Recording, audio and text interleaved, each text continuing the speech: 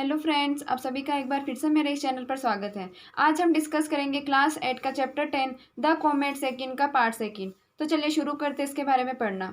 Part first में हमने देखा कि दत्तात्रेय जो है अपनी सीक्रेट कॉन्फ्रेंस में गए और वहां से जब वो वापस घर आए तो उनके घर के बाहर काफी सारे लोग इकट्ठे हो रहे थे।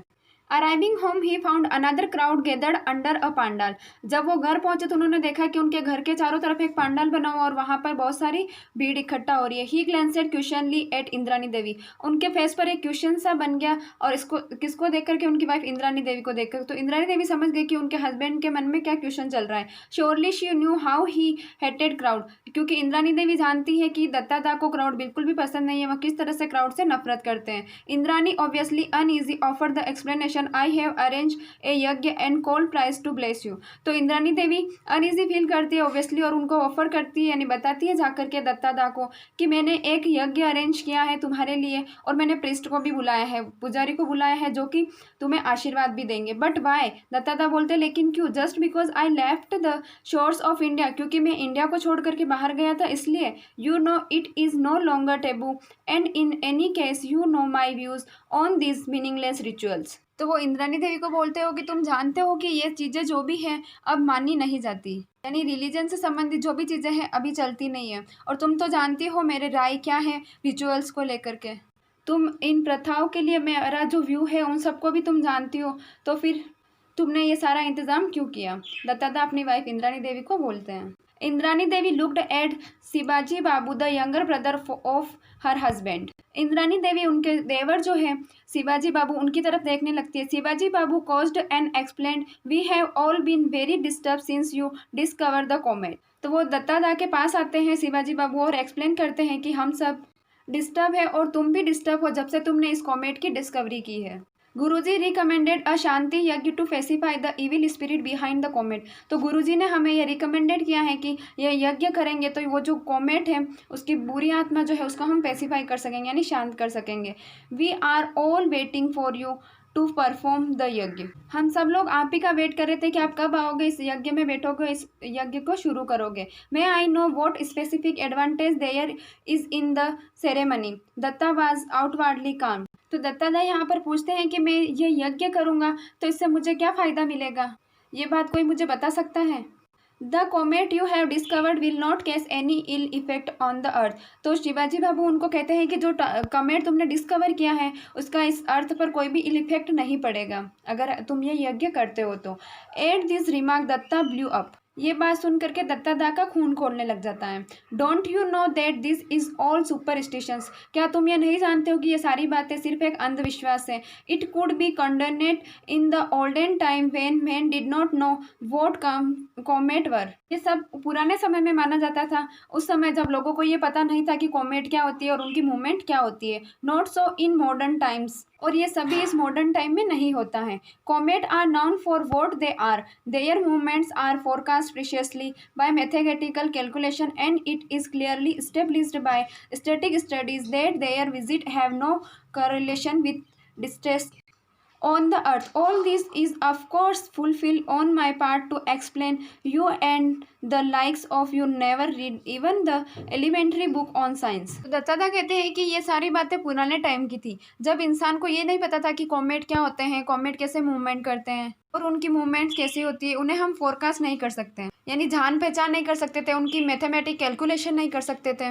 और ये क्लियरली इस्टेब्लिश किया गया है स्टैटिक स्टडी के द्वारा कि कॉमेट के जो उसका कोई कोरिलेशन नहीं है अर्थ के साथ, कि कॉमेट दिखा है तो अर्थ का डिजास्टर होगा, क्योंकि उसके पीछे कुछ इल इफेक्ट जो है, यानी उसके पीछे कोई बुरी आत्मा है, ये मानना बहुत ज़्यादा गलत है। तो दत्तादा उनके भाई को कहते हैं कि तुम और तुम्हारे जैसे जो लोग हैं उन्होंने साइंस की जो एलिमेंट्री की बुक बनी हुई है उनको कभी रीड नहीं किया, इसीलिए तुम लोगों को कुछ भी नहीं पता है। और तुम्हें जब कुछ पता नहीं है तो तुम लोगों को ये सब चीज़ें बताना मुझे यूजलेस लगता है। Shivaji Babu gently interjected but your wise forefathers recommended such yagya. Shivaji बाबू अब इंटरजेंट करते और बीच में ही उनको कहने लगते हैं लेकिन हमारे फोर फादर जो थे यानी पूर्वज जो थे हमेशा हमें यज्ञ के लिए ही रिकमेंडेड किया करते थे। Since his return from London Datta was in regular correspondence with sir John Macpherson. और जब दत्ता दा लंदन से वापस रिटर्न आए तब से उनकी जो फ्रेंडशिप थी सर जॉन मैकफर्सन के साथ वो कंटिन्यू रही। Their friendship had grown out of their appreciation of each other virtues, यानी उन दोनों की फ्रेंडशिप जो थी वह बढ़ती जा रही थी। वो एक दूसरे की अप्रिशिएशन किया करते थे, एक दूसरे के व्यूज़ की, उनके वर्चूज़ की। Sir John admire Dutta scientific outlook while the latter admire the former disciplines and efficiency. Sir John जो थे एडमायर करते थे दत्ता दा की साइंटिफिक आउटलुक को, कि किस तरह से दत्ता दा जो है उस चीज़ को देखते हैं। और दत्ता दा के अंदर जो डिसिप्लिन था, जो एफिशिएंसी थी, उसको भी जॉन मैकफर्सन जो थे वह एडमायर किया करते थे। Their correspondence never mentioned the project Light Brigade, although once in a while Sir John would hint at its progress in a subtle manner that Dutta would understand। तो जब भी दत्ता दा की और जॉन मैकफर्सन की बात होती थी तो वो कभी भी मेंशन नहीं करते थे प्रोजेक्ट लाइट ब्रिगेड को। कभी कभार बात हो जाती तो वो भी हिंट के थ्रू वो बात कर लेते थे और वो दत्ता दा को बता देते थे कि किस तरह से उनका प्रोजेक्ट जो है वो चल रहा है। Mean comet Dutta was following its predicted part. तो कहते हैं कि अभी हमने जो प्रेडिक्ट पाथ किया है, यानी हमारा जो पाथ है उसी पर हमारा कॉमेट दत्ता चल रहा है। In due course it develops its tail, और कुछ समय में इसकी टेल जो है इसको ये डेवलप करेगा, या कुछ समय में हमें इसकी टेल जो है वह दिखने लगेगी। It circle round the sun without breaking apart, not did it evaporated, और वो अभी सन के चारों तरफ ही राउंड लगा रहा है, वह सन से दूर नहीं जा रहा है और सन के आसपास ही घूम रहा है।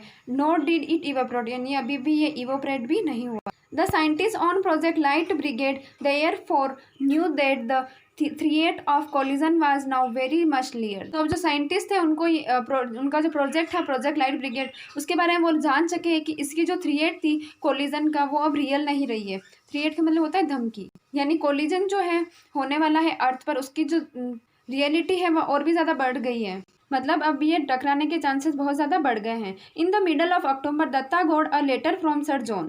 तो मिडल अक्टूबर में दत्ता दा को सर जॉन का एक लेटर मिला।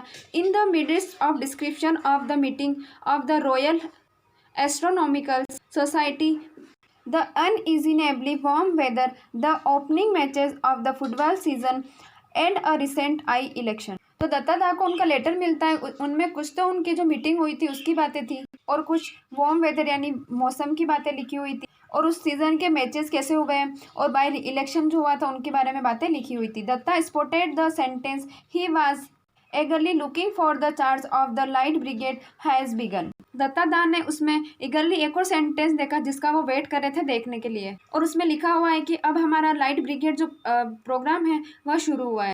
Let us hope for the best, हम ये आशा करते हैं कि सब कुछ अच्छा होगा। So the spacecraft had been launched on time, और अगर सब कुछ अच्छा रहा तो हमारा स्पोर्ट क्राफ्ट जो है हम समय पर लॉन्च कर देंगे। But will it achieve the rendezvous in time and at the right place. तो वो सोचने लग जाते हैं कि वो जगह जहाँ पर हमारा स्पेस क्राफ्ट मिलेगा वो जगह और टाइम वो इन टाइम में होना चाहिए, और तभी हमारा स्पेस क्राफ्ट जो है वह भेजना सफल हो पाएगा। Will the remote control detonations work, what if the gigantic nuclear pills fail to fire. तो क्या हमने जो रिमोट कंट्रोल का यूज़ किया है वो वर्क कर पाएगा? हमने जो गिग्नेटिक न्यूक्लियर पाइल यूज़ की है अगर उन्होंने जलना बंद कर दिया तो क्या होगा? Datta could not share his anxieties with anyone around him. लेकिन दत्ता दा जो थे उनके मन में ये सारे सवाल चल रहे थे, वो अपने आसपास में से किसी को भी नहीं बताते, यानी उनके मन में जो भी चिंताएं थी वो अपने अंदर ही रखते थे, किसी के साथ शेयर नहीं करते। He had to participated in and outwardly enjoy the puja ceremonies, the Diwali celebration and other festival. और वो खुल के पार्टिसिपेट कर रहे थे और इन्जॉय कर रहे थे अपनी फैमिली के साथ में पूजा सेरेमनीज को जो उनकी वाइफ ने उनके लिए अरेंज की थी, और दिवाली सेलिब्रेशन जो हुआ था और अदर जो फेस्टिवल आए उन सबको भी वो इन्जॉय कर रहे थे। He sole day time relaxation was in the company of Khoka, his 8-year-old grandson and of course 8 night looking through Divya. और उनका दिन का जो समय था वह उन खोखा के साथ बिता थे। खोखा जो था उनका ग्रैंडसन था जो 8 years का था, और रात का समय जो था वो अपनी टेलीस्कोप दिव्या के साथ अपना टाइम बिताते थे। He was regularly monitoring the comet, now clearly visible even to the naked eye. तो वो रेगुलरली रोज रात को उस कॉमेट को मॉनिटरिंग करते थे अपनी जो टेलीस्कोप थी दिव्या उसकी से। और अब ऐसा हो गया था वो कॉमेट की क्लियरली नेक्ड आई से, यानी खुली आंखों से भी, जैसे किसी के पास टेलीस्कोप नहीं है तो वो भी व्यक्ति उसको देख सकता था। On November 18 a special messenger on a scooter from the British Council brought in an urgent telex message for him। November 18 को जो है उनके पास एक स्पेशल मैसेंजर आया स्कूटर के थ्रू, जो कि ब्रिटिश काउंसिल के द्वारा एक अर्जेंट टेलेक्स मैसेज लेकर के आया। The telex operator in Kolkata had wondered what was so special about it to make it so urgent. तो जो टेलेक्स ऑपरेटर थे कलकत्ता के, वो बहुत ज़्यादा चिंता में थे कि इसमें ऐसा क्या लिखा हुआ है कि इसको इतना अर्जेंट भेजना पड़ रहा है। But on reading in Dutta lost all his lethargy and rushed to the favourite rasgulla shop the message read. और जैसे ही दत्तादा ने वो लेटर पढ़ा तो उनका जो लेथार्जी यानी उनका जो आलस था उसको छोड़ करके और वो उनकी फेवरेट रसगुल्ले की जो शॉप थी वहाँ पर भागे। द मैसेज रीड, क्योंकि उन्होंने मैसेज पढ़ा था। I am confident now to buying my Christmas present on December 15 John McPherson. क्योंकि उनके पास सर जॉन मैकफर्सन का मैसेज आया था कि अब मैं कॉन्फिडेंस हो चुका हूँ कि मैं अपना क्रिसमस का जो प्रेजेंट है वो December 15 से पहले ही खरीद लूंगा। क्योंकि अब शायद उन्हें ये लग रहा था कि कॉमेट जो है वो अपने पास से डिस्ट्रैक्ट हो चुका है और अब वो हमारी अर्थ की तरफ नहीं आ रहा है। On December 15 comet Dutta came closer to the earth at a distance of 80,000 kilometres. On December 15 जो है कॉमेट दत्ता अर्थ के पास आया था ऑन डिस्टेंस ऑफ 80,000 किलोमीटर, यानी अर्थ से सिर्फ 80,000 किलोमीटर ही वह दूर था। मिलियंस सा इट एंड एडमायर्ड इट, और बहुत सारे लोगों ने उसको देखा और उसको एडमायर भी किया। Only a handful knew how close they had come to total annihilation, यानी उनमें से कुछ लोग ही जो थे वो जानते थे कि अगर ये हमारे अर्थ से टकरा गया तो हमारे अर्थ पर एनहिलेशन हो सकता है, यानी बर्बादी हो सकती है। When the comet had gone far away and was seen no more, जब कॉमेट जो था हमारी अर्थ से दूर जा चुका था और अब वह दिखाई नहीं दे रहा था, Dutta felt it safe to make the following comment to his wife. तो दत्ता जो है जब उनको ये बात पता चली तो वो बहुत ज़्यादा सेफ फील कर रहे थे और उन्होंने अपनी वाइफ को देख के और कमेंट किया, now that the comet came and went, are you satisfied that no major distance took place that can be attributed to it. तो अपनी वाइफ को कहते हैं कि कॉमेट जो था वह आया और चला भी गया, अब तो तुम सेटिस्फाइड हो ना कि कोई भी मेजर डिसेस्टर नहीं हुआ, और अब तो तुम मानती हो कि ऐसा कुछ भी नहीं होता है। I agree that there has been no major disaster but there could have been some. उनकी वाइफ कहती है कि मैं इस बात से एग्री हूँ कि कोई भी डिसेस्टर नहीं हुआ, लेकिन हो सकता था। Do you know how they were averted, तुम जानते हो कि यह कैसे रुका? Indrani Devi said with quite confidence. तो वो उनको कहती है कि ऐसा हो सकता था, तुम्हें क्या पता इसे कैसे रोका गया। Dutta looked at her, Dutta उसकी तरफ, उनकी वाइफ की तरफ देखते हैं। डिड शी नो, क्या तुम जानती हो? हाउ कुड शी, यह कैसे हुआ? He had never mention project light brigade to her, क्योंकि वो सोच रहे थे कि मैंने तो जो मीटिंग हुई थी सीक्रेट मीटिंग उसके बारे में कभी उनको बताया नहीं कि किस तरह से उन्होंने प्रोजेक्ट लाइट ब्रिगेड बनाया।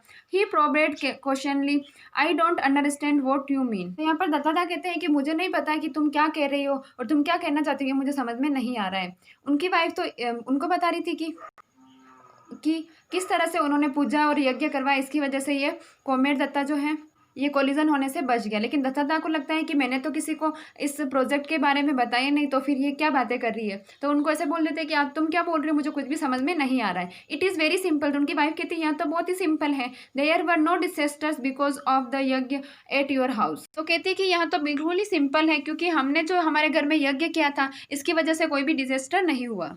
But I never perform the yagya, don't you remember, I refuse to have anything to do with it.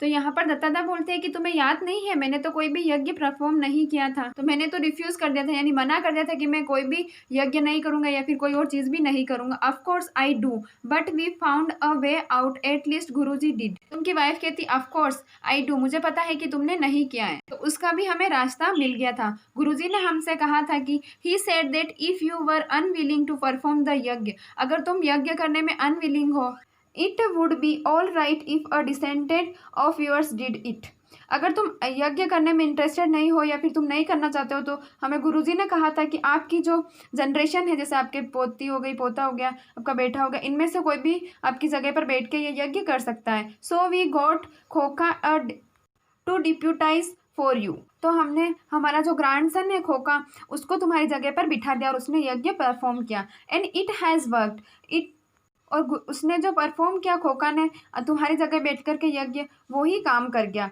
Is not Guruji clever. तो गुरुजी ने हमें बहुत ही अच्छा आइडिया दिया, गुरुजी ने चतुराई के साथ काम किया। Indrani voice had a ring of triumph. Indrani Devi जो है वह बहुत ही कॉन्फिडेंस के साथ में और मतलब वॉइस को बढ़ा करके बोल रही थी, जैसे उसने ये किया तो ये जीत हासिल हो गई। Datta formed a mental picture of Khoka performing the yagya, a triumph mentors dedicated to him which he did not understand. तो दत्ता जो है उनके माइंड में एक पिक्चर आने लगी जिसमें उनका ग्रैंडसन जो है खोका वो परफॉर्म कर रहा है यज्ञ को, और मंत्र जो है वह पढ़ रहा है, उनका मतलब भी उसको नहीं पता।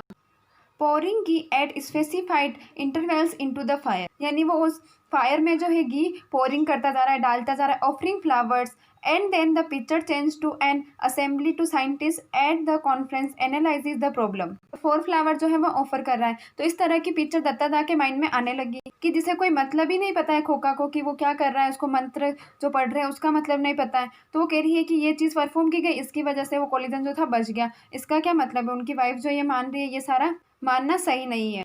Division solutions and executing them rationally and efficiently. और तभी उनके माइंड में एक अलग पिक्चर आ गई, और तब उनके माइंड में जो पिक्चर आई वह थी कि असेंबली बैठी हुई है साइंटिस्ट की उस कॉन्फ्रेंस में जहाँ वो मीटिंग अटेंड करके आए थे, कि वहाँ पर वो लोग प्रॉब्लम के बारे में एनालिसिस कर रहे हैं, फिर उसका उन्होंने सोल्यूशन भी निकाला और फिर उसे एग्जीक्यूट भी किया और उसे रैशनली और एफिशिएंटली प्रेजेंट किया, इसीलिए उनको सक्सेस मिली। It seems hard to believe that both pictures were different aspect of contemporary human society.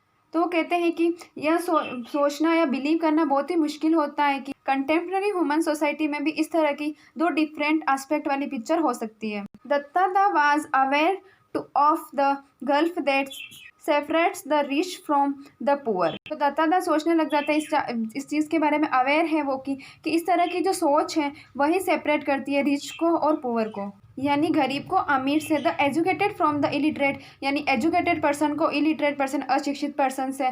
The privileged from the unprivileged, privilege वाले को अनप्रिविलेज वाले के साथ में कंपेयर करती। But this gap between the rational and the superstitious seems to him far wider far more. लेकिन ये जो गैप है रैशनल के बीच में और सुपरस्टिशियस के बीच में वो बहुत ही बड़ी, और उन्हें लगता है कि कभी शायद ये भर ही ना पाए। Will human society ever succeeded in eliminating it. तो दत्तादा सोचते हैं कि ह्यूमन सोसाइटी के बीच जो ये गैप है ये कभी बढ़ सकती है, एलिमिनेटिंग हो सकती है या नहीं होगी। ये दत्तादा के मन में क्वेश्चन आता रहता है। Datta did not know the answer, लेकिन दत्तादा इसका आंसर नहीं जानते हैं।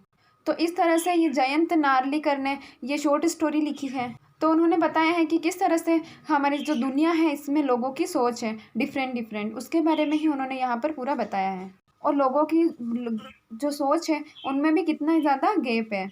तो इस तरह से हमारा ये चैप्टर यहाँ पर ख़त्म होता है। आई होप आप सभी को ये चैप्टर समझ में आया होगा। Thank you for watching this video. Please like share and subscribe this channel.